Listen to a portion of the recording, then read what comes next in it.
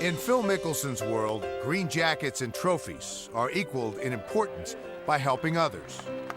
Everybody who's fortunate enough to be in a position like we are, to be able to do something to help others, has something that touches their heart, that they really care about, and there's a few things that have touched us. When Phil first started out on tour, we didn't really have a focus on that, and we would kind of randomly donate money and time to a lot of different causes. And as time went on, I think you start to realize the areas that you're most passionate about, things that really kind of get under your skin and make you want to reach out with your time and effort. As I went down in the river to pray, studying about that good old way, and who shall wear the starry crown? Good Lord, show me the way.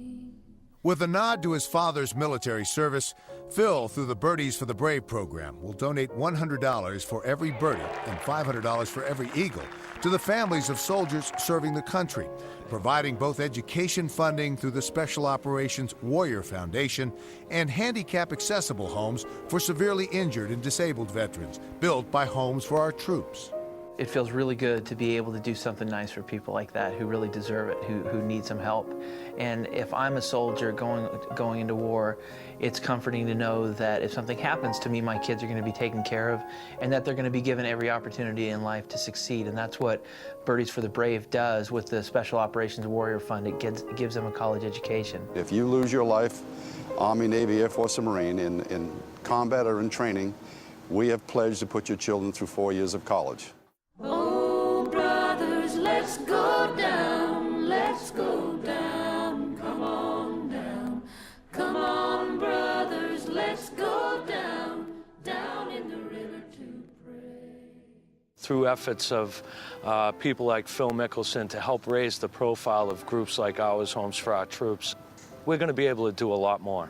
And I think a lot of people didn't realize that when a veteran comes home with these severe disabilities, there's not anything in place up until Homes for Our Troops to make sure that they got into the specially adapted homes that not only they need, they deserve, and that they've earned. For them to be able to have the same quality of life as before, to make modifications to their home so that they're able to live with a high quality life like they should.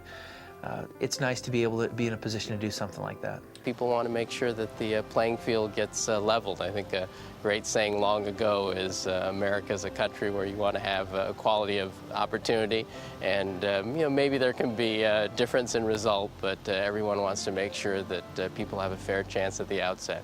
Oh, sinners, let's go down, let's go down, come on down. Oh, sinners, let's go down, down in the river to pray.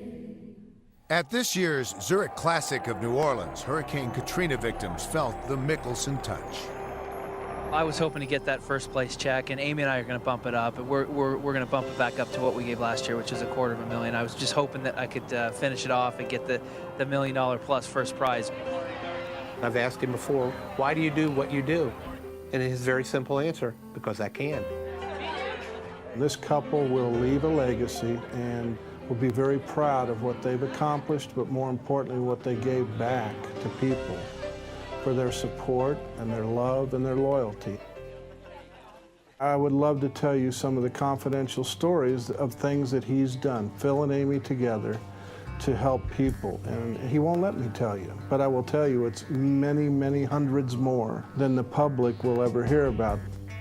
But one random act of Mickelson generosity is worth sharing. It's the story of retired NFL lineman Conrad Dobler, whose wife Joy was tragically paralyzed from the neck down after a fall from a hammock 5 years ago. I was deathly afraid of the unknown. I didn't know what the rest of her life was going to be like. Medical debts have mounted to more than $500,000. The family home is for sale. 4 years of college tuition for daughter Holly was out of reach. Just let me know where we go after the fall. Phil had been a fan of mine while I was playing back in the early 70s, and he really wanted to help Holly go to college. My parents and I talked about college, and it just kind of seemed a little out of our reach. And because of Phil Mickelson, I'm actually able to go. He has made it possible, and without his generosity, without even knowing me, I wouldn't have been able to go. So I call it the random act of kindness in my life. He wanted it to be completely anonymous. And that, in my opinion, just magnifies his generosity.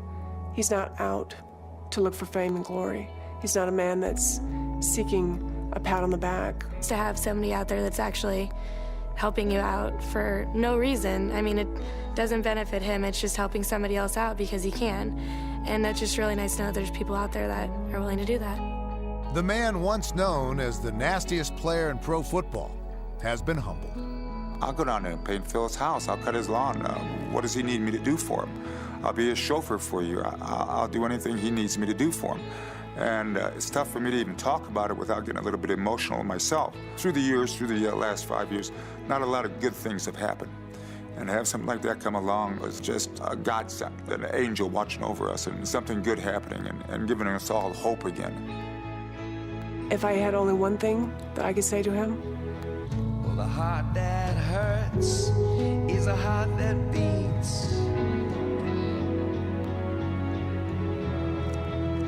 it would be